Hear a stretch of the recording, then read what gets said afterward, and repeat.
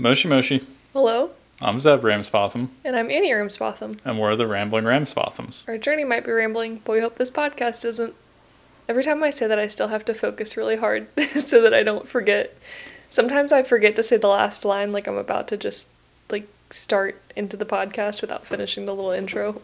I think I've come back around that in the beginning I had to concentrate more, and then in the middle I didn't have to concentrate because I had it down, and now I have to concentrate again because I'm pretty sure I know what I'm saying, but now I'm like, what if I forget a part? So I'm back to concentrating. Well, this week's episode is going to be about... We wrote everything down because obviously we're scattered because we started with how scattered we are. But to stay on track, we're going to be talking about elementary school introductions, shipping packages to America, or shipping packages overseas in general, Zeb's big Ontake Hill Climb race, and my first ever bikepacking trip. Yeah. It was a pretty good week. Yeah, today was a pretty big day. I haven't even told you everything that I did today. Well, I know, I've been waiting. I've been waiting to hear. Well, but first, this is an important question. Not really, but do you think that this time of year is the best time to be in Japan? Yeah, I was actually thinking about that earlier. I was thinking that I was going to mention it on the podcast. It's mid-May right now for the listener, in case you're listening outside of when we record this. Yeah, it's definitely... I mean, weather-wise, it's just the best time. More than fall, though? Yeah. Why? Because there's the feeling in the air of... It's like warming up. Oh, the feeling of hope in the air. Not even that, but there's just something about... I don't know, there's something about how warm air smells. Mm. And in the spring, you get that... I don't know, that pollen. Good... Well, no. Well, not pollen, because, neither of us, thankfully, have allergies. Yeah. There's just something about the way warm air smells compared to cold air. You know, cold air is a little sharper. Yeah, I kind of like it's a little crisp, biting. Cool air. Yeah, crisp. Though. But I like both. Yeah. But there's something nice about waking up in the morning and the house is already warming up because the sun's up and it's only going to get warmer. And then at night, in the evening, when it starts cooling down... And it's refreshing. It's refreshing. It's not going to be like a biting cold. That's true. Where in the fall, the day warms up and it feels nice, but you're warming up from being cold overnight. Yeah, that's true. I think fall is still my favorite season, but I'll talk more about this when we get to the bikepacking stuff. I am happy that it's warming up. Yeah, and also it's difficult because obviously in the fall you have the pretty colors of the trees. And then in early spring, late winter, you're getting the colors of the flowering plants, but you still have some pretty rough weather. Whereas now in mid-May, you can almost guarantee that, 9 out of 10 days, even if it rains, it's going to be warm and it's going to feel good. Yeah. And it's just so pleasant to be outside. Well, so this has been our ad for why you should come to Japan right now, I guess. Yeah, I think... Mid-May to mid-June is prime time. Wow. Yeah. Bold words. Yeah, it's the best time to be here. Okay, can I tell you about what I did today so far? Yeah, no part of it. So you went to an elementary school. Yeah. So today, Zeb didn't have to go to work because he had to work on Saturday for parent-teacher conference type stuff. Yeah, I'll just mention this real quick. If you live in a Western country... and probably other countries, I don't know how it works everywhere, but the classes or schools will have parent-teacher meetings, and usually there's kind of either a teacher work day or you go after school. I don't know if it's very common in Japan, but what my school does is you go to school on a Saturday, and then it's a Saturday, and I guess the kids are there, so it's supposed to be easier for the parents to also come. Theoretically, the parents aren't working, so they can come. Yeah. Yeah. So you did that, and then today, a Monday, you didn't have to go to work. And so when I left to go to school today instead of you. But mine was just a volunteer, kind of a meet the foreigner type thing. Yeah, I think if you're foreign in Japan, you'll have a lot of opportunities where it's like that. I think it's fun because you get to come, and the students all take English, and so they practice introducing themselves and things. And then there are other foreigners usually in the town that you live. Like, we've got a couple other Americans. So one of the guys that was there today, we're from North Carolina, he's from California, and then there was a French guy. But I've been to these kind of things. Yeah, I've been to these kind of things with, like, a woman from Germany. Maybe it's mostly just Americans, but yeah. Anyway, so today the three of us were at the elementary school, and we just stayed for 2 classes. But basically what we did was we stood up and gave, like, a little PowerPoint kind of, here's where I'm from, and here's what the place that I'm from is known for, and here's where it is on a map. And I thought it was just going to be that. But then the teacher was like, great, the students have been practicing their introductions, and they're going to, now we'll do kind of like a small group, like everyone will give each other introductions, and we made business cards for you, which is such a Japanese thing. Because when you do your self-introduction, which is called a jiko shokai, it's, if you're coming to Japan, you'll hear that a lot, because people will almost say it as kind of like, oh, let me hear your elevator pitch on who you are. Because it's kind of like, okay, let's go around the room and introduce ourselves. But in America, when they say that, they just mean, like, I'm Annie. You know, that's kind of it. Maybe if you're at a conference or something, they want to know where you work. Yeah, like your role. But, yeah. But in Japan, like, your jiko shokai is, like, kind of a memorized elevator pitch about, like, this is my name, this is where I'm from, this is my job. And if you're a kid, it's kind of like, this is my name, this is what I like. It's kind of like a, here's what I'm about kind of thing. Yeah. And so we were practicing that, and with the business cards, that's a pretty big thing in Japan, where you'll give somebody your business card, and there's a whole etiquette around how to present and receive business cards.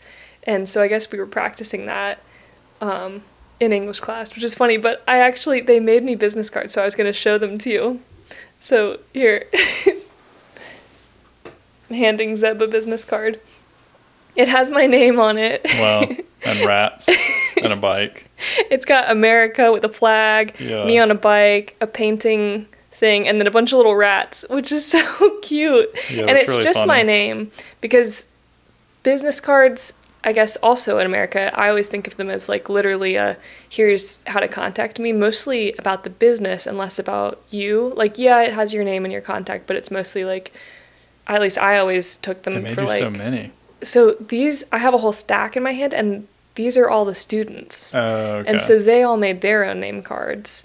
And they don't have to have, like, your business. They just have to have your name. Yeah. It's kind of like presenting your, like, a face to someone. Yeah, and even fancier ones that I've received lately, they'll have a QR code on it. So basically it might have the person's name, and it might have their company, and maybe the role that they have at the company, and then it'll have a QR code that you can scan that'll either go to send them an email or go to, like, their website or something. But these were so cute, because these little name cards, every student in both of the classes, you know, we did this whole, like, I'm Annie, like, nice to meet you, and then you hand them their business card, and then they receive it, and then they do the same thing. And what I was supposed to ask them was, oh, how do you spell your name? Because that's what they'd been working on, was writing and spelling in Romaji, like in... The alphabet's a big deal. Well, yeah, I mean, it's a whole different writing system. And so, although I guess maybe I'm biased, but I think the alphabet's easier than... Well, I guess they would also agree that it's easier than kanji, but I guess it's comparable to, like, hiragana and katakana. Yeah, except we only have one alphabet. Yeah. We don't have, here's hiragana, and also here's katakana. Yeah. Well, so they have their name. So, like, in this stack, I have Nami, is the first kid's card right here. And she wrote her name, Nami, and then she wrote PE, and she drew a little dog. Because when she introduced herself, she was like, my favorite subject is PE. I like dogs. And I was like, great. That's fun. That was a pretty big theme. I think most boys liked soccer. Most girls liked dogs. Soccer's big now because there's a really popular anime. I think it's called Blue Lock. Okay. And it's like a soccer Everybody anime. liked soccer. Soccer and volleyball. Well, I kept disappointing the kids because I don't have any, like, fun kid hobbies. Like, I was like, I like painting and biking. Well, that's what the guy from California, he said the same thing. And I was like, yeah, but, like, kids in elementary school, they don't want to, like, talk to me about bikes. Like, they just ride their bike to school. You know, it's not, like, a fun... Like, they want to talk about something fun, like what anime do you like, or what video game do you play? What's your favorite Pokemon? Exactly, and I can't answer like any of those. I did That would say, be hard anyway because the Pokemon names are different in Japanese. Yeah. And even for me, I'm a big fan of the originals. And so sometimes if I mention one, it's like not popular. Well, this one kid was like, do you like to play video games? And I was like, my husband likes to play video games. And yeah, and my husband's cool. Well, because he was like, what kind of video game do you have? And I was like, well, he has a Switch. And then he told me some game that I can't remember. Couldn't really understand what he was saying, but it was some video game I've never heard of that he likes to play. Most kids play games on their phones. Oh, because this guy had a Switch. Oh, that's cool. Because most like at my high school, those kids, they also always said that they like to play video games. And I'll ask them, oh, what do you play on? PC or Switch? And Switch, of course, is just Switchy. And all of them will be like, Smaho. Well, you have high schoolers, so I think that's different. Which is interesting. Even when I was in high school, I was really into PC games. Yeah, because there weren't smartphones when you were in high school. Even now, I don't play any games on my smartphone. Yeah, I feel like it's a generational thing.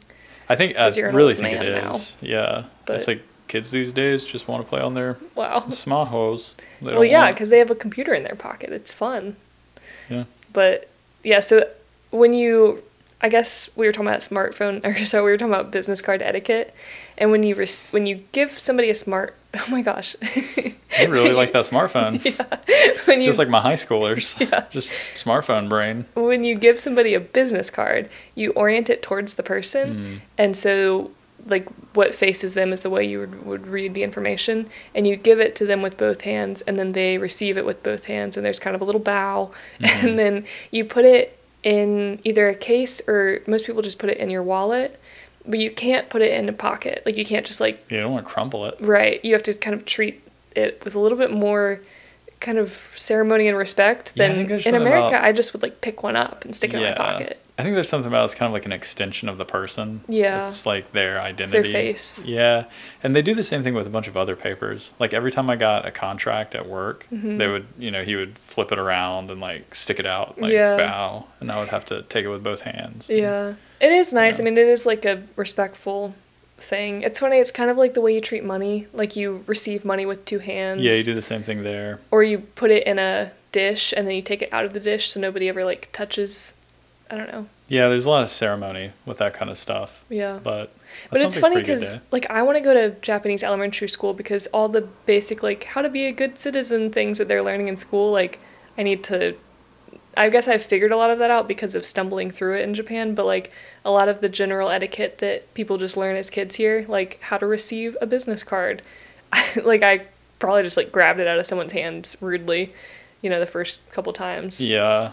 I think... Yeah, those kind of classes are really interesting, the etiquette classes. Yeah. Because they still do it in high school. Because I've seen some of my high schoolers in class, and it's... Well, this was just an English class, and they were like, oh, and everybody just, do the business card thing. Yeah, it's kind of funny because, I mean, we're on kind of the outside of a culture looking in. But I was trying to think about that. I don't know if we ever did anything like that. You didn't do etiquette classes? I mean, I did. Really. Like, we had home ec, but that was a thing that you could take if you wanted to, and I didn't take it. And then also the thing I could think of that was closest is we had, like, a civics class, but that was kind of like they taught you very superficially how the government works and, like cotillion type stuff. No, I never did that. But that's pretty antiquated. Yeah. Like, antiquated ceremonial etiquette. Yeah, I guess it is. But I don't remember kind of an American class, where they teach you how to be an American. There is, like, a formality to elementary school classes in Japan. I mean, I've only been to a couple, so I don't know if this is true for all across the country, but when you start a class, the students, first of all, they move classrooms, which we never did in elementary school. Like, we just had a homeroom when we stayed. But they come in, and then everybody gets to their desk, and you're all standing, and then, or if you're not, there's somebody who's been kind of elected either for the day or I don't know. Yeah, there's who's decided. Like the homeroom leader. Well, he said or she says, like, everyone stand up, and then we all do, and then I guess they usually say it in Japanese, but because it was English class, they said, let's start English. And then everyone repeats, let's start English. And then and then he says, sit down. And then we all sit down. Yeah, they do. In high school, they do the exact same thing, but it's the, onegaishimasu. And like at the end of class, you do the same thing. Yeah, we did that. Tell each other thank you. It is funny because, it's fairly formal. And I only have one coworker that does this, but if he sees a student that, they don't have their tie on or their shirt's not tucked in, he'll kind of look at them and kind of like nod to them until they tuck their shirts in. And then he'll allow the class to start. But yeah, it's definitely, there's a little formality to it. It was cool. I think, I enjoyed just going and being part of elementary school for a morning. It's a little bit chaotic. Sometimes the kids were not focused, but they were good kids. They were just a little bit excited sometimes. So sometimes it was a lot of okay, let's everybody get back to focus now. We're just handing each other business cards. But anyway, it was pretty cool. Afterwards, I did my second big activity of the day, which was before and after. Before I thought I was being really clever because I had packed up all my boxes. We're trying to ship 2 boxes via surface mail, which is by boat. It's the slowest and therefore least expensive method to ship anything overseas. Yeah, we found that a box that weighs 13 kilograms is kind of the same. It's a little bit cheaper than checking an extra bag on an airline. And so it takes a long time, but then of course you don't have to mess with the box and stuff in the airport. So we're in the process of kind of looking around, and so it's about 1 man, which is about 1 man Nissan, which is about $85, maybe $100 with insurance to ship a box. I think total on the credit card was $168 for 2 boxes. Oh, that's much more affordable than I thought. Yeah, it's $84 per box. Yeah, which I know that's still very expensive, but to check a bag, it's $100, I think, with Delta, at least who we're flying with. Yeah. So anyway, I was feeling really clever because I had gotten everything set up and I was going to go deliver them to the post office before I went to the school. And I did that and I was like, great. Okay, checked that box. I get back. First you went, the post office was closed. It didn't open until 9. Yeah. Which is kind of, dang. Zeb was surprised they didn't open that early. I guess I'm not that surprised. There's a lot of stuff that's kind of like that you're required to go to be there in person. To be fair, this is our small local post office, so the larger post office opens earlier. Oh, does it? Yeah. But the one that's in town doesn't open till 9. So anyway, I went there, had to go back, and got the boxes all dropped off and everything.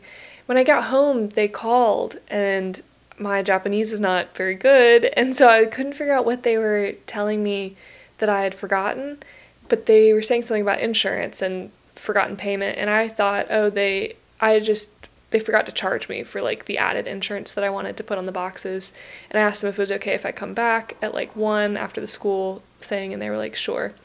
So when I went back to the post office, and I haven't told you this before, so I got there and I thought that I was just gonna have to pay for the insurance. They actually, I don't know if they just couldn't do the whole process there or what it was, but they were saying a lot of things really quickly, and then they were we're going to refund the money and then do a bunch of things. And I was I'm sorry, I don't really understand what's happening. Can you I got out the Google Translate, and the guy he's very helpful and kind, but I think he was trying to just simplify what he was trying to say. And he was are you going to the main post office today?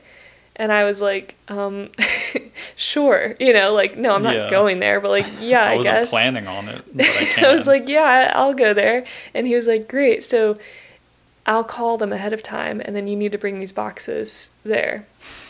So I was I'd be aren't you the post office? Isn't this what you do? You deliver boxes? I'm not really sure why. I think it's because it was a smaller branch of the post office. Maybe they didn't have all the paperwork. But I took the boxes to the main post office, and then we went through every item that I had itemized on my invoice, and they wrote in just handwritten kanji next to the English. I guess they were concerned with you have to have English on the form to get into America, but I guess they were concerned with it getting out of Japan first, which makes sense. It probably has to go to a large, I don't know, I assume they probably goes to Tokyo and then they send it to America. I mean, maybe it goes to Komatsu or something. Either way, so we did that, and then I finally was able to pay, and then they finally are on the way.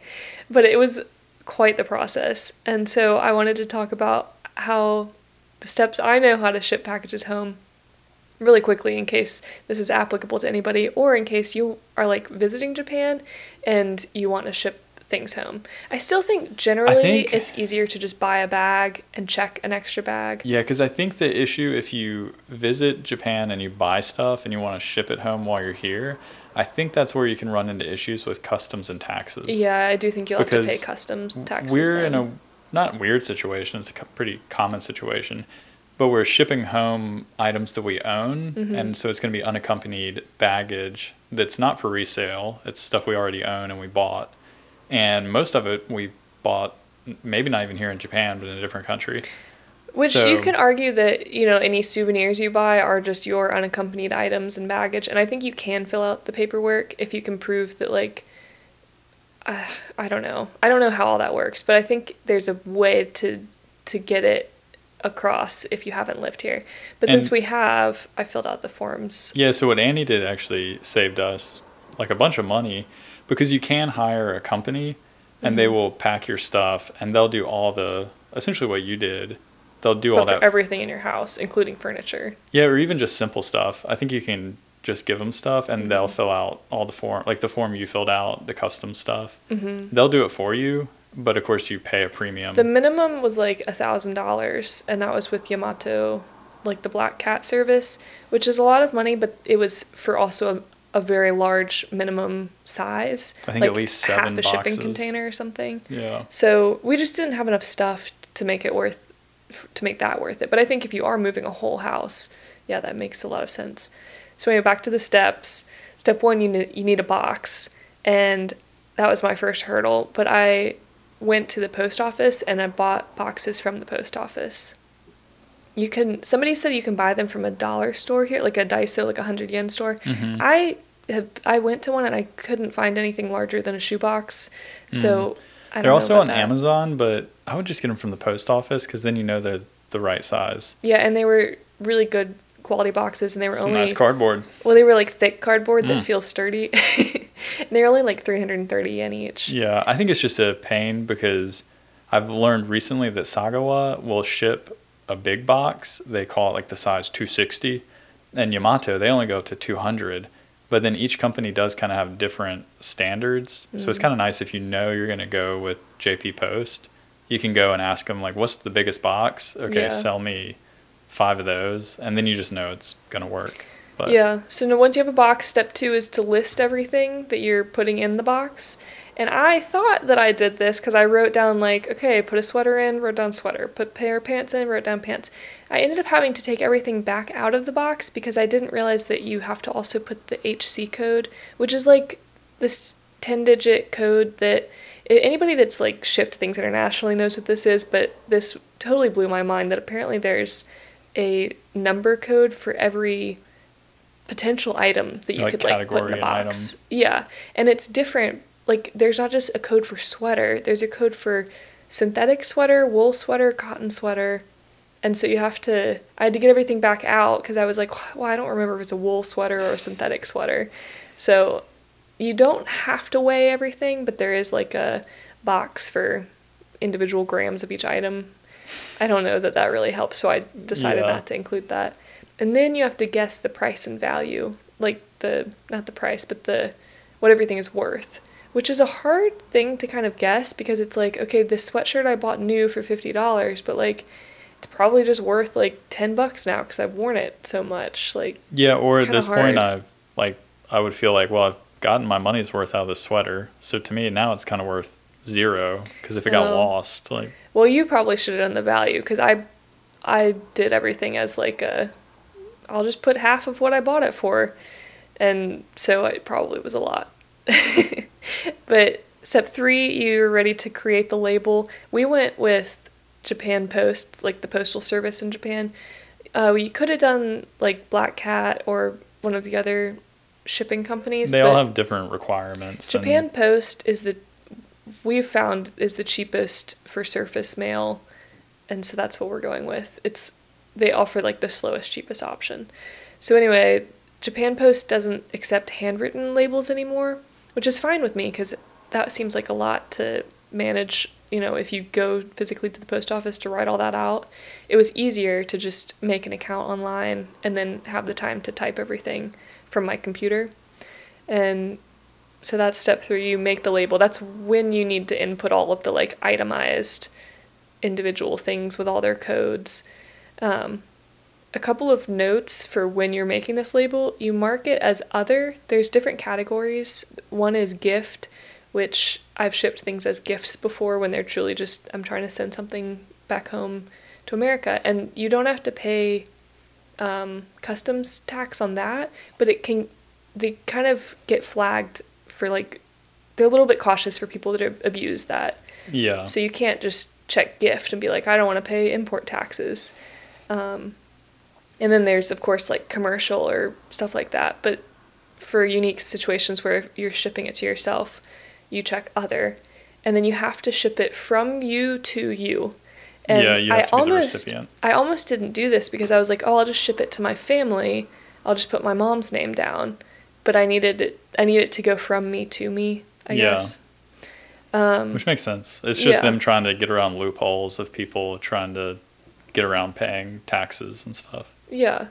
So then once you've created the invoice, there's one like step that could apply or could not apply to you. There's an export permit that you need when the total value exceeds 200,000 yen, which is like $1,700. And that $1,500. Yeah, I guess so. And so it's pretty easy to reach that amount when you, like, with the amount of stuff that you can shove into a box. And there's not really any big deal with this permit. It, like, auto downloads the permit when you create this invoice on Japan Post. But when you print it out, it, like, really confused my post office because I guess it's rare for them to have, like, large boxes like this shipped internationally. So they were like, I think that's why I had to take it to the big post office because they didn't have the correct paperwork. Yeah. It's really funny because we're in a pretty reasonably sized city. I guess it's a town, but it's next to the capital.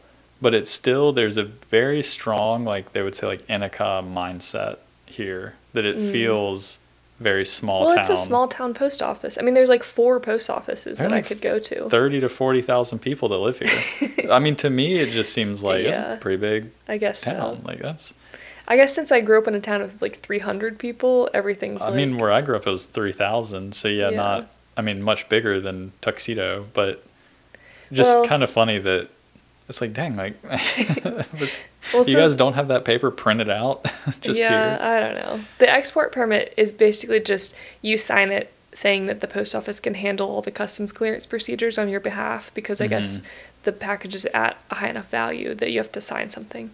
So not a big deal. So then the final step that this is the last thing that was like giving me a hang up at the big post office, is there's 3 options for like if your package can't be delivered for some reason. Either like 1, return to sender, which would come back to Japan and I wouldn't be here anymore. 2 is treat as abandoned, which I don't know what that means. And then why would you select that? I don't know. Because then that would just mean it just goes to a dump. Well, I was tempted to select that because like sometimes they'll send things to my parents' house, and because it's rural. We'll just send it to my mom's house. Okay, so because it's rural, they'll just leave the box at the driveway because they like can't deliver it, and it's like, yeah, because you haven't made it out to the house yet because it's that far into the woods. And so in that case, I'd be like, yeah, just leave it in the driveway, fine, like we'll find it. But then option 3 is send to a different address as marked on the side of the box. I didn't think that, I was like, surely they don't mean I'm just going to write in Sharpie on the side of the box. Like, no, that's what they mean. The guy like finally was like, do you not have another address you can send this to in America? And I was like, yeah, I'll just, so then I wrote your mom's address on the side of the box. But I was like, here, I just write it in Sharpie here on the side of the box. And they were like, yeah.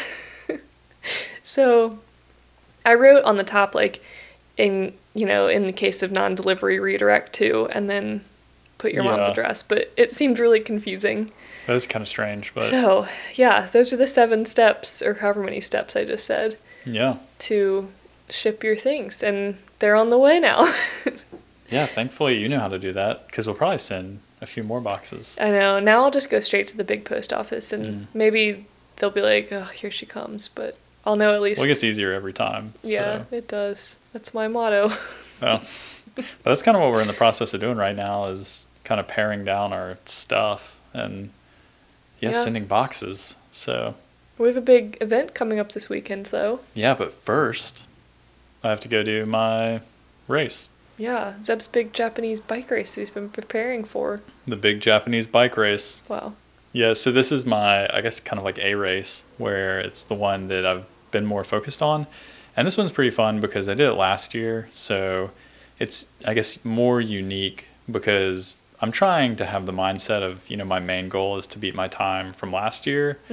Because, one, I think I will, and I think I can. Yeah. And then that kind of gives me the fallback. That's kind of the only goal you can have for yourself, realistically. Well, I mean, I can have the goal to be on the podium again, because I've already proven this year that I can do it, so now I know that I should be able to. Yeah, but you can't ever change, or you can't ever control what kind of quality of field is going to show up.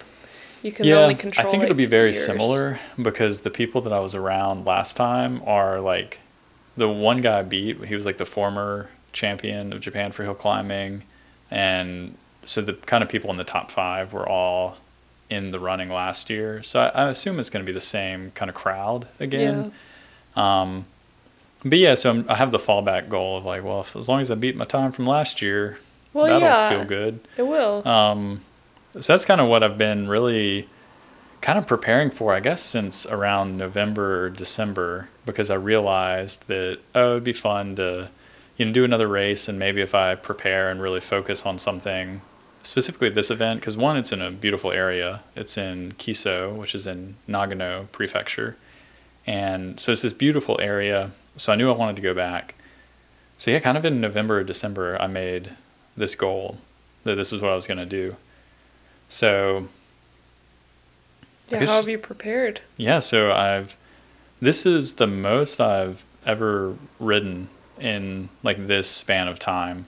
So I'm just under 300 hours of riding so far. For the year, you mean? For the year, since January 1st. So approximately 14 and a half to 15 hours a week has been my average. I think it's pretty interesting because I don't really know. It's one of those things you have to think about, like, why am I motivated to do this? I guess I'm just curious to know. And I don't really know why.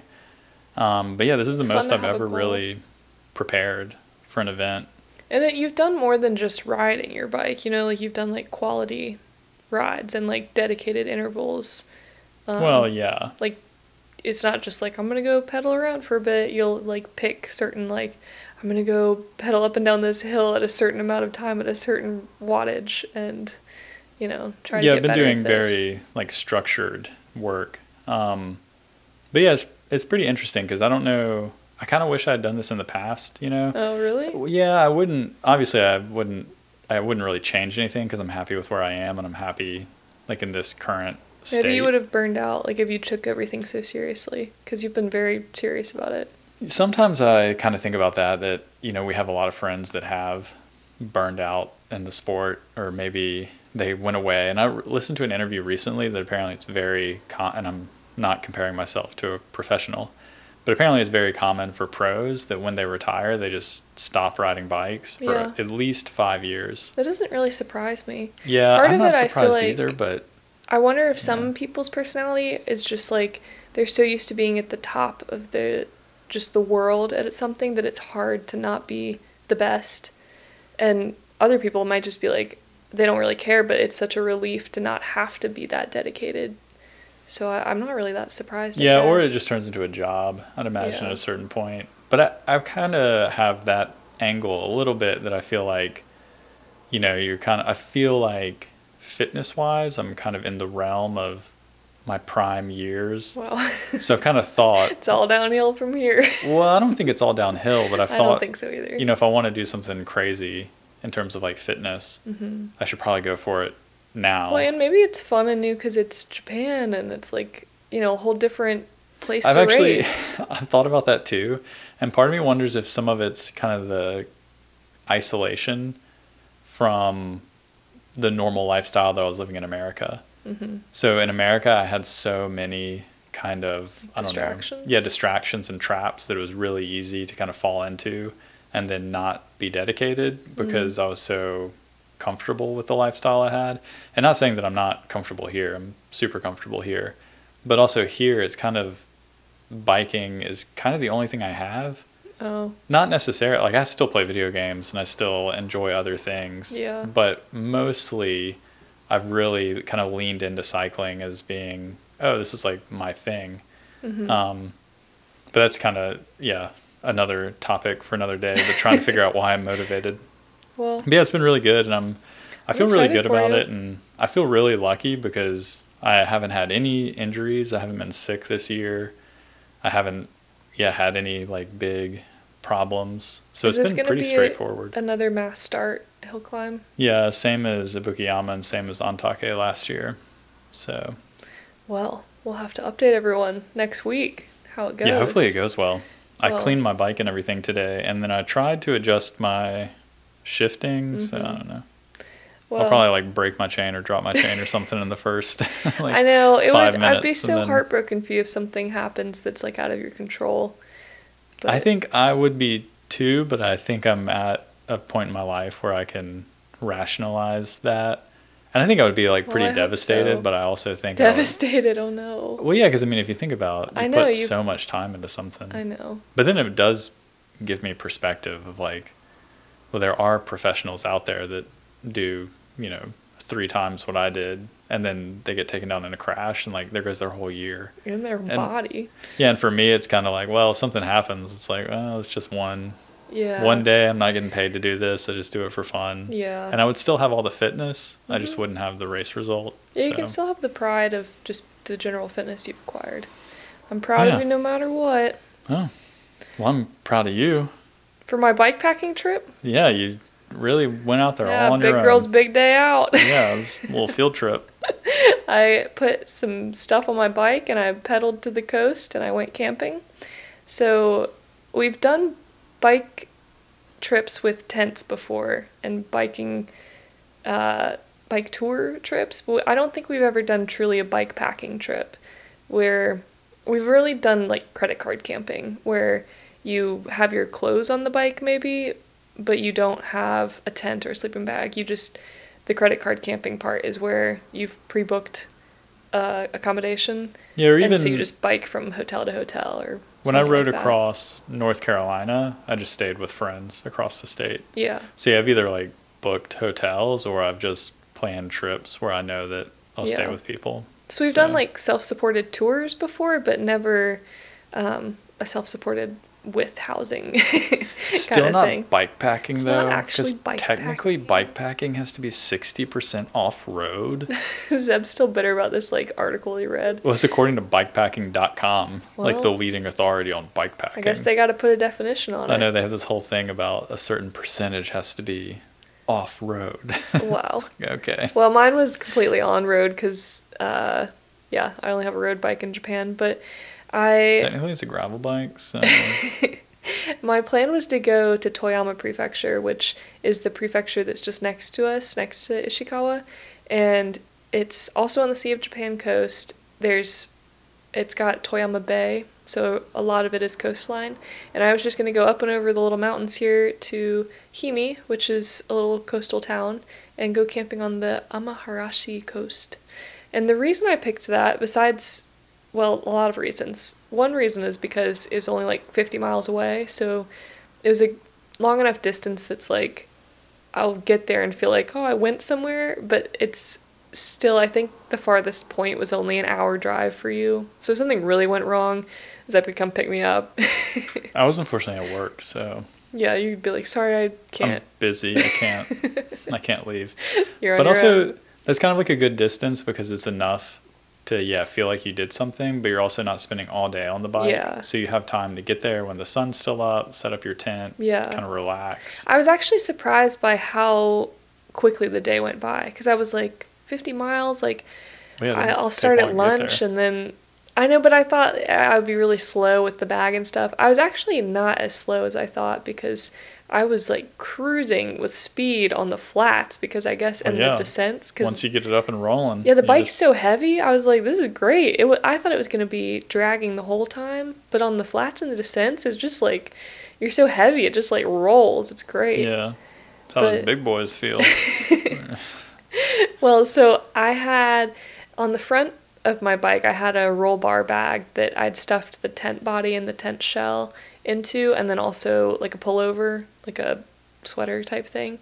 And then I have this really big, actually I took the one that you have, it's an even bigger saddlebag. And the only thing that fit in my saddlebag was the sleeping bag. I just shoved like I used the saddlebag as like a stuff sack. But then that was my 2 bags, so I didn't. Yeah. I had to put the tent. That's the issue of traveling with a tent, is that you need a sleeping bag, and then, which we talked about this. If it was summertime, we could just take a hammock. Well, I don't have a hammock in Japan, so for the future, we know. It was a 3-person tent, which is ridiculous for just me. But is it a 3-person tent? Yeah, I thought it was a 2-person. Oh. It's a kind of small 3-person tent. Like, I would not want to be in that tent with 3 people because it's pretty tight. But yeah, technically it says like 3P on the side, which is so overkill, but that's the only thing we had. So I put the tent poles kind of like sticking off the back of the bike, like a little tail. And then I did have a frame bag, a small frame bag that had a like flat kit and pump and like a small bike lock, and a t-shirt and a sports bra. And that's all I had. And I did have a backpack, actually. My backpack had a book in it, a small paint kit, like a little tin with my paints. And that's kind of it, like snacks, a charger, actually I had a little battery pack, which was really helpful. So self-supported. Well, so next time I'm going to get a smaller tent so I can take my sleeping bag pad, because I was freezing at night. Because I just had my sleeping bag, and I was also you went on one of like kind of the last chilly evenings days. It's cold, yeah. Because some rains passed through, so there was kind of some cold weather surrounding it, and it wasn't bad. I mean, it was still fine, but I was missing the sleeping bag pad because my back was like losing a lot of heat to the ground. But yeah, the Amaharashi Coast is free on weekdays. I guess it's called a quasi-national park. I don't know what that means. They have a lot of quasi-national parks in Japan. Yeah, it's kind of funny. It's like, well, is it a national park or is it not? That's just the English translation, so I don't know what it really means, but I don't know if they know what it means. They're just like, hey, we got some land. If you're in the Hokuriku region and you want to go to the Amaharashi Coast, you should, because it was really cool. There's a bike path that's all along, like wraps around the entire Toyama Bay. And so from the city of Himi to the campsite was probably 10 miles, and it was all on like bike path or, a small road that had the little blue arrows. But yeah, they do a lot of sharrows. But the bike path was actually really good. Yeah.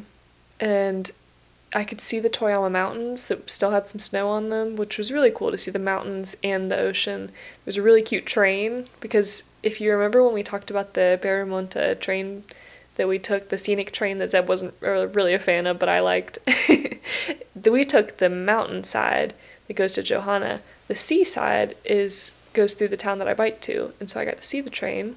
It was very cute. There's also a bath, a lot of towns have public baths, but yeah, it's pretty common. But it was nice because it was really close to the campsite, and so I just went and paid a day use fee and had a really hot bath, and then went camping. In the morning, I rode home. I rode a different way home, and I rode through the capital of Toyama City, which was really cool. Getting from like camping to Toyama City was like fine. Toyama itself has a ton of really good bike infrastructure. Like, they have sidewalks and then a dedicated lane for bikes and then the road, and it's separate. Yeah. So it's really feel very safe. I would not go through the city sprawl the same way that I did before, but yeah, it's pretty relentless. Yeah. But yeah, well, it sounds like a good it was little trip. Nice, very fun. Well, do you have word of the week? I do. What is it? So the first one is gomibako. Do you know what that means? Trash can? Yeah, it means trash can. And then the other one is neko no toire. A cat toilet? Yeah. A litter box. Yeah, I was trying to look up, like, well, what do you call a litter box in Japanese? Mm-hmm. And, of course, when I Google translated just litter box, it's the gomi no bako, because it's literally like it's a trash box. It's a litter box. Like, it's a box you put your litter in.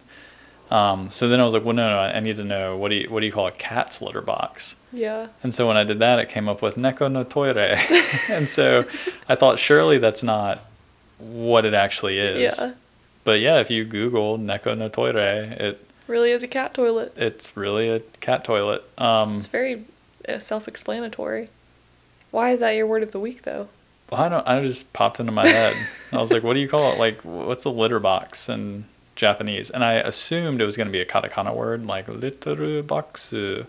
Because a lot of times when I think of, like, I don't know, just a random translation, I usually end up disappointed, because I'm like, well, what do you call a personal computer in Japanese? And it's pasokan. Yeah, and it's pasokan. It's like, well, I know, like, what's the... Huh. So, yeah, I just... Litter box is cat toilet. Yeah, neko no toire. What a fun fact. There you go. In case you're moving to Japan with a furry friend and you need a neko no toire. Mine's not as fun, but mine's meishi, which is name card, which is those business cards that you give out. Yeah. And so, yeah, I gave out some meishi, and I received probably 40 little handwritten kids meishi. You're going to have to buy a case to put all those in. Yeah, I don't know if I'll save them, but they are really cute. It's poor kids, straight into the trash. I would never throw away someone's meishi in front of them. I hope be like not. Major faux pas. Yeah, devastate them. Well, thanks for listening again to another week of rambling. Yeah, a pretty good one. And then we'll be... Pretty good one. It's a pretty good week. If I do say so myself. Yeah, look what we Well, did. hopefully the listener was entertained. I hope so. We didn't even talk about cleaning floors and organizing our stuff. Yeah, that's a little too mundane. Yeah. But next week, we'll be back with information about Kiso. So, of course, I think it's going to be really fun because it's our trip. And if you made it this far, you can also know it's going to be Annie's birthday. My birthday. In just a few days. Maybe we'll do something. Maybe. I don't know. You keep going, like, on the fence about doing something and not doing something. Yeah. I was like, well, let's go get dinner somewhere. And you're like, oh, I don't really want to. And I was like, well, we could even leave a day early and go somewhere fun and spend the night. And you're like, I don't really want to. Listen, decision fatigue is real. Okay. But anyway, thanks for listening. And you can give us an email at ramblingramsbothams@gmail.com. You can sign up for our newsletter if you want to hear more rambling. Yeah. Or you can leave us a review. So thanks for listening. Bye. Bye.